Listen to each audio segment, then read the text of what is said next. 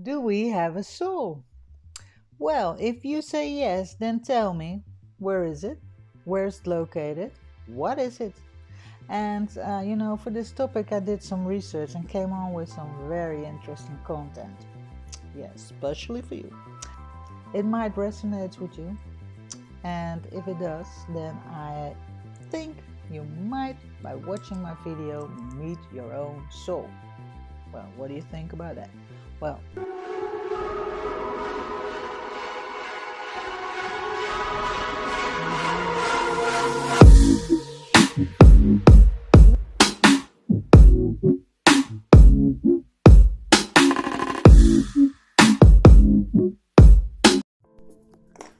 welcome to my YouTube channel, The Unfathomable of Spirituality. My name is Carmen Richardson, and I would like to help you out with my knowledge about spirituality on your spiritual awoken path.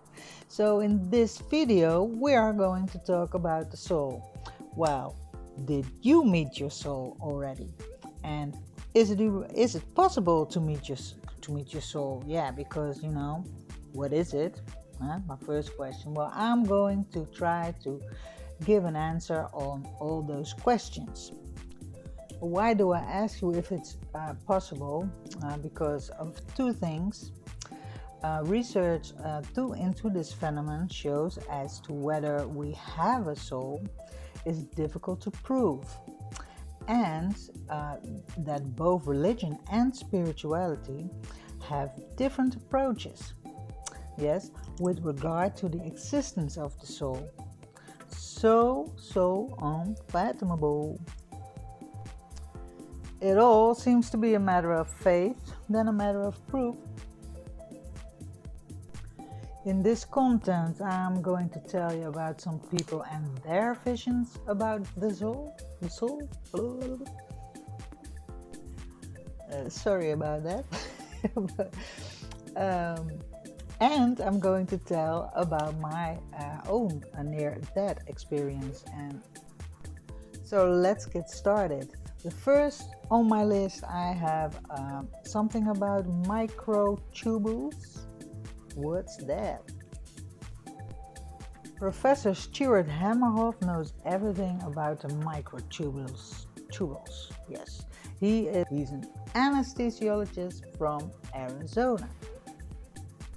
He thinks that the soul is located in those tubules, those microtubules, and those microtubules are in every living cell. So in the neuron of the brain also. So the soul is located in the brain. Professor Stuart always wondered where his patients were going when they are anesthetized. Was that good? Well, and because then consciousness was always gone, he said it was disappeared. So he was very curious about this, and so in his studies he came on those microtubes that they were a very important link. And he found out also that they have quantum material, quantum information. So he thinks when a patient is under anesthetics, that the quantum information will leak out of the body into the universe and will come back when the patient will be recovered and woken up again from the anesthesia.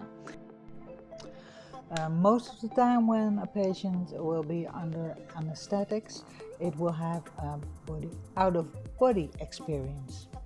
The soul leaks out of the body and goes somewhere into the universe and comes back again.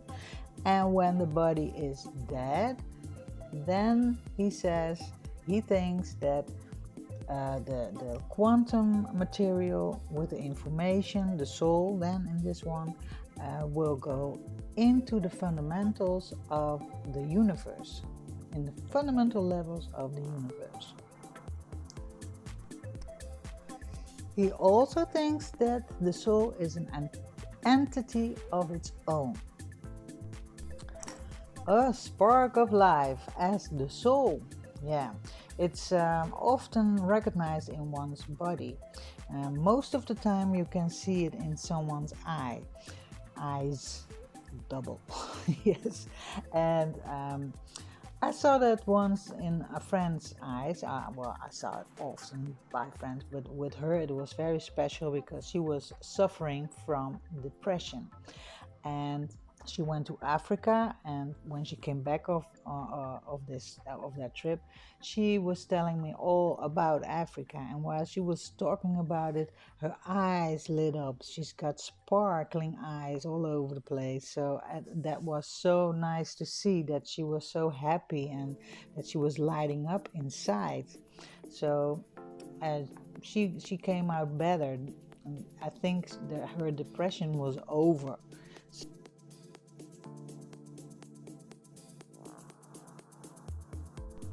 Researchers also shown that vegetative people also have this spark of life still in them, because you see them laying there still, they're in coma. So can we talk to those people? Can they hear us? And they proved that that was indeed the case. So the vegetative people can hear you when you talk to them. Their soul is still in their body because their body is still alive. Next on my list is consciousness. They often think that soul is consciousness. So because it's located in the brain, and that's why they think the soul is in the brain. So it has to be consciousness, because we are aware then, something like that. So I have two Kabbalists. One says that the soul is divided in 5 aspects. It's subdivided in 5 aspects. And the first one is the anima, the feminine. And this is what is the human being, the human being breathing, and the daily routines. The daily consciousness. So waking up, going to bed, other way around. Going to bed, waking up, all that sort of things. And then we have on 2, we have the lower path, the path of the expression of the personality. And they have all very, very difficult names, so I don't dare to touch that, because I think I'm going to pronounce it very wrong, and I want to have all the respect to the Kabbalists. So I only said the content of what they say about aspects. Excuse me. And then we have we have the unique self also, and that's the spiritual enlightenment of the being. So the other 2 are the essentials of the persons, and that's more in the higher levels, and they never reveal themselves in this world. So the other Kabbalist had a very interesting story also, because he said, and that was very shocking for me, not everybody has a soul. Well, and he said, if you want to have a soul, then you have to be bestowed. You want to give to the world, you want to know what love is, real love is, and you want to socialize with people. That's the only way, he says, that you can learn about your soul and build with your soul. So that was very interesting. And he said also that if you want to meet your soulmate, you have better meet someone that has a soul also. Yes. So, yeah. And what I also wanted to share with you was a story about a man who went to Peru to drink the liquid of a plant, the ayahuasca plant. Yes, that's a kind of drug, and that brings people closer to their soul. So And he came back out of that drug, and he said that his experience was like that he found himself in some meeting place. So he says the soul is a meeting point for the formless dimensions and the physical plane, physical world. Reincarnation. We all know about reincarnation, and reincarnation is the soul is traveling through time. So in this life you can have experience about or dreaming about other lives, or deja vus, or that some sort of things that you dream or think that you have, or you recognize something when you go to France. You say, ooh, I must have been someone of the Three Musketeers, or when you go to Egypt and then you think, ooh, I feel like Cleopatra, maybe I was Cleopatra in another life. So everything can. So you could have lived in the dark ages as a queen or a king, or I don't know. But anyway, that's very interesting too, because that's the soul traveling, and it carries all the information of all those other lives and all the talents that you have built up, and you bring it all with you in this life, in every life you go, because we also have a future life. We don't know a lot about it, but it seems to be that we have one time. Anyway, too difficult now. I also want to tell you about René Descartes. He was a French philosopher and a mathematician from the 17th century. His approach of the problem of the knowledge and of the nature of the human mind played a very important role in the development of philosophy. He says, I think, therefore I am. And so he thought the soul must have been in the brain. So he was searching and searching and searching in the brain, but with no result. Well, they didn't know about the microtubules then from Stuart. Why do they say all something different about what a soul is and whether we have a soul at all? So, is it due to the lack of actual experience? Well, I think so, because I have experience, and the people that had with me this near-death experience, they say all the same. But despite of it all, I still wonder if it was my soul. Well, maybe it was one of the aspects of my soul. So, because it didn't introduce itself, say, hello, I'm your soul, welcome, and goodbye, But it was a very essential part of me, and I was drowned. So, when I was 3 years old.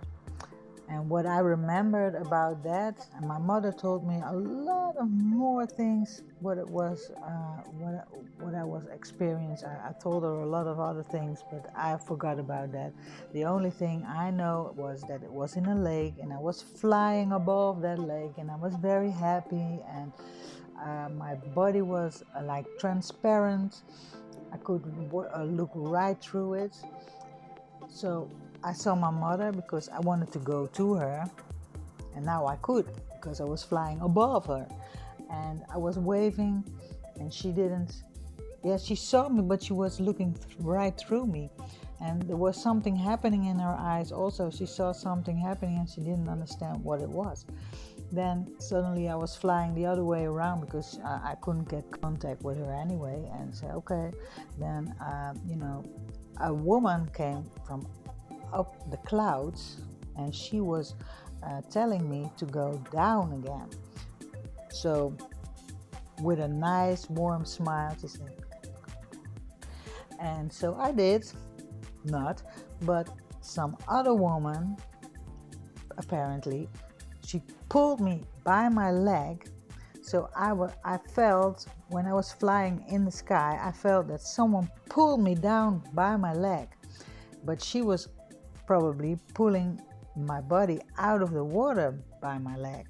So that's when I got back to life again. That was my experience. One thing they all agreed within this content, and that is that the soul is eternal. And I thought I can ask my guide what he thinks about the soul. So I asked my guide, what is a soul? And he said the soul is a substance of frequency and energy. It also carries information, and when it is plugged in a destination, in a body, then this information can be read when it's transferred into the brain. So the brain will read the information then. So that's nice. And then it also said because of the brain, that the information will be read in the brain. Then it also said yes to the microtubules in the neurons of the knowings, the foundings of Stuart Hamerhoff. So he agrees with Stuart. So my guide also said, because I was wondering, how does this soul comes back into your body and so enters the body and will leave the body. And then he said that was through the heart, and yeah, it will come through the heart and will go through the heart. But it was a little bit confused because it says no, and then I didn't understand what it meant, because it wanted me to know that it will never leave the body. It only leaves the body when the body is dead. So the soul is located in the brain. Well, how wrong were they in the ancient of Egypt? Because they assumed that soul and the body were one, and they saved everything except the brain. And you don't want to know, but it had no function for them.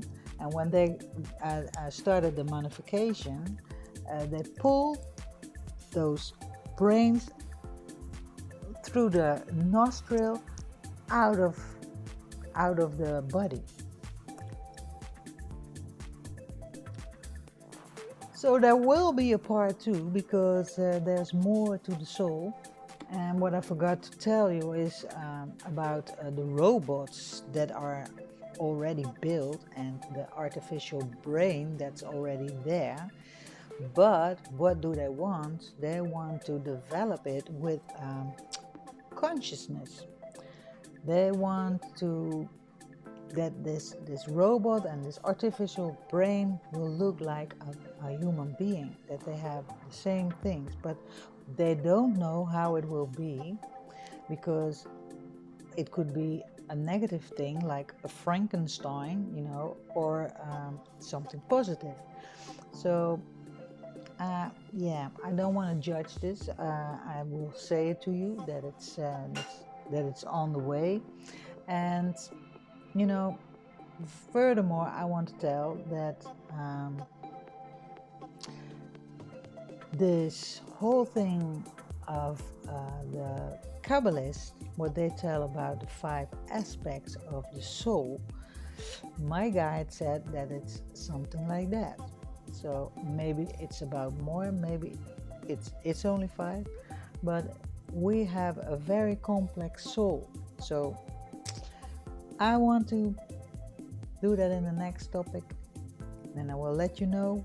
If you hit the bell and if you subscribe, then you will be notified, after all.